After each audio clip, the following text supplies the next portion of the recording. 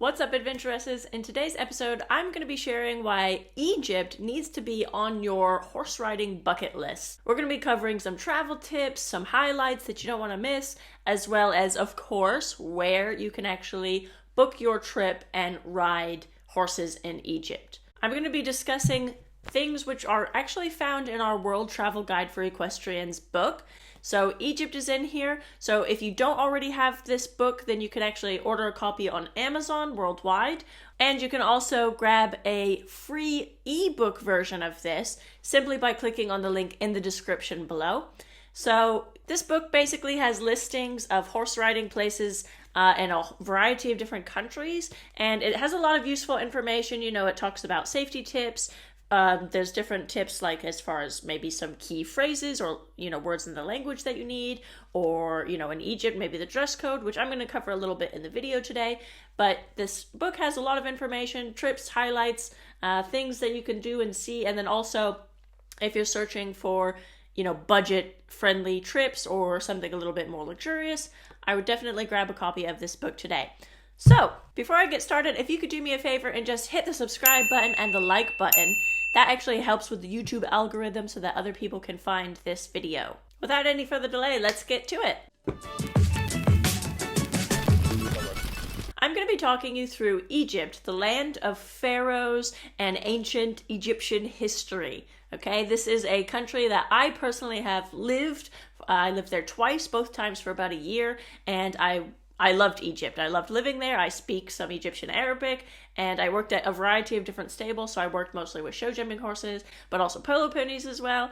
So I really enjoyed Egypt, and I lived mostly in Cairo. I was based in Cairo. So I'm going to share with you some of my must-see places, and also, of course, where you should go and book your riding trip and go for a horse ride. Before I mention that, though, I do want to say, please do your research when you're booking horse riding vacations around the world. You want to make sure that you're booking places where the horses are treated very nice. The animal welfare is number one on the priority list. I do want to give a warning. There are a lot of stables near the pyramids, and the horses are not very well cared for, and there's a lot of charity organizations that do try and help the horses in those areas. So if you are looking for some kind of charity, or you want to do a good deed, if you're planning on booking a trip to Egypt, I would suggest that you get in touch with the charities. Maybe, you can bring some bits, or you can bring some halters. They might need some saddle pads or different things. So, even if you just kind of go and you just drop off a bag full of saddle pads,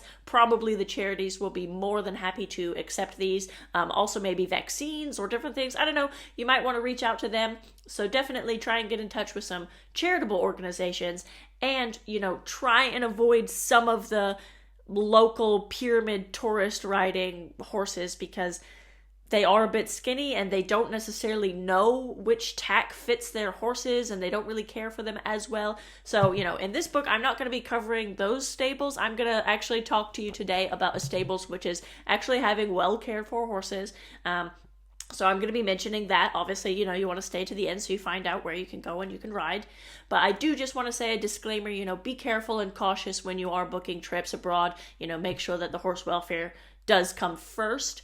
Like I said, try and contact some charities, and then see if there is some things which you can donate or bring. And that way you can do, kind of a good deed and have fun and explore this wonderful, beautiful country.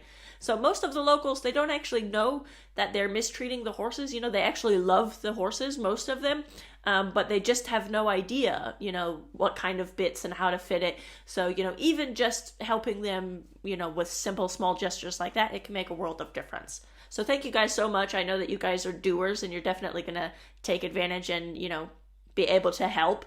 I think that's one of the great things about traveling, is that you can actually help other cultures. You can be an ambassador and actually represent horses in a very powerful way. And so I would definitely encourage you to do so. I will say a quick resource, if you aren't a member of our Facebook group, Equestrian Adventuresses, I would definitely go and check it out, because you can search for past posts, or you can make a post, kind of spy on people's pictures for women that have actually traveled to Egypt before, and you can hear from them, their advice and their recommendations. So if you're not a member of our Facebook group, that is definitely a great place to get some information. And now, actually talking about Egypt and why it is one of my, recommendations. I feel like everyone should visit Egypt at least once in their lifetime. And yes, the pyramids are something that everyone should see, definitely, but there's a whole lot more to this country than just the pyramids. You have beautiful, beautiful architecture, from the ancient Egyptian times in Luxor. You also have the Red Sea, and the Red Sea is, it has some of the most pristine waters I have ever seen. It is actually a super popular destination for scuba divers or snorkelers. I'm not really into scuba diving, but I tried snorkeling, and there's just so many colorful fishes, and how clear the water is, you just won't believe it. So the good news is, if you're going to Egypt, I definitely would say you have to go to the Red Sea.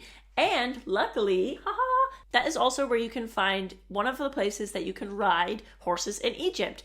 And the place is called Equestrian Dream Egypt, and is actually a stables owned by Italians. It's situated in a very picturesque location, surrounded by the sand and mountains. They offer a lot of, riding lessons for English riders, as well as horsemanship clinics. So they're really doing a good deed, and they offer, of course, excursions and tours into the desert. The great thing about Egypt is that you are going to experience Arabian horses. And let me tell you, if you are a horse lover, you have to, at least once in your life, gallop on an Arabian in the desert, okay? That is where, they thrive. And the horses are amazing. They're fast. And, in the desert, you can just go and go and go. And it's just nothing but horizon for miles and miles. It's great. I love the desert. So Equestrian Dream Egypt does recommend that you visit between mid-September until April. That way you're kind of missing out the heat of the summer. But also in the wintertime in January and February, the desert can actually be quite cold. So that is why they suggest that the best time to visit is between September until April. If you are visiting in January or February, you do definitely want to bring some jackets. The desert can be a bit nippy. But yeah, otherwise you're going to be missing the heat, the absolute heat, in the summertime. So it's actually the prime time to visit. Equestrian Dream Egypt does require that you are an experienced or an intermediate rider. You are going to be galloping around on Arabian horses. So you need to be confident that you can actually gallop around. But the horses are very well trained and very nice. Arabian horses are actually a bit small. And so for that reason, there is a weight limit of 90 kgs and a height limit of 190 centimeters. But, most people are fine on an Arabian horse. They're very quick, very intelligent breed. I actually have a part Arabian mare. She's super smart. I really enjoy working with her because she's very entertaining. Like, I never run out of things to be surprised by with her. Like, she's always teaching me new stuff and new tricks and things. And yeah, so she's a lot of fun. Now, I do know, from my own personal experiences, as a solo blonde woman traveler, the first time I went to Egypt, I was actually 21 years old, and I was nervous because it is a Muslim country. So I did have a little bit of a fear of, I'm going alone. Is it safe? Am I going to have an issue? Because, I'm blonde and I'm white, I stand out, and it is Muslim. So, I need to dress respectfully, but does that mean I have to cover my hair? How does that work? So definitely when I first went to Egypt, I didn't know all of that. So I will say that Egypt, it is Muslim. It is, you definitely do want to dress modestly if you are out in public. Obviously, if you're just in a, resort and you're kind of swimming around in the Red Sea, then of course you can wear a bathing suit. However, if you're exploring the pyramids or if you're kind of walking around in public places, obviously, I would suggest that you wear polo shirts or, something that covers your V-neck, don't have a V-neck, have an actual t-shirt neckline. And then obviously you want to cover your shoulders. So you can have a normal t-shirt, but it should cover your shoulders, no tank tops, nothing like that. And, as far as your legs, I know that it can be a bit warm. Obviously you're in the summertime visiting, but even still, you need to wear pants, okay? You need to wear breeches. You can wear breeches which are very breathable, which are cotton. So you're not going to get too hot, to be honest. But yeah, if you're outside of the resort and you're in a public place, definitely don't wear skirts or dresses unless they are full length and they actually go down to your ankles. You can wear, you know, flip-flops or sandals when you're walking around. There's no weirdness about exposing your toes or something like that.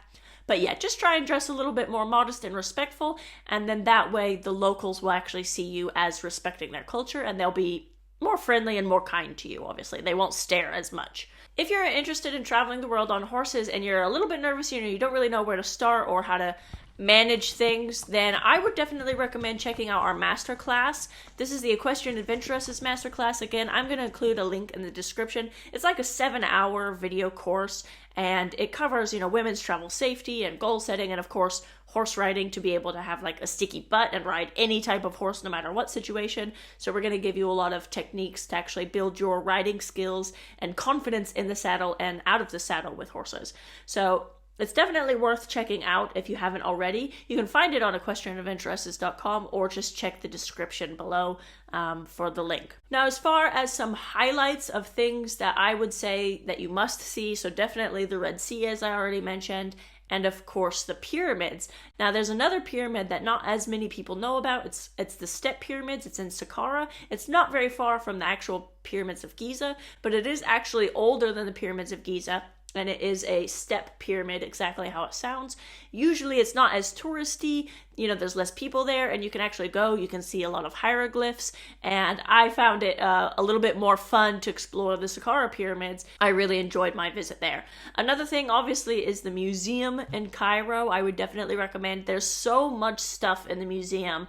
I mean, you're going to be overwhelmed, so, you know, don't feel like you have to go and see each and every single piece because it's impossible. There's just too much stuff. But definitely spend a couple of hours in the museum just wandering around and appreciating all of the cool stuff that they have.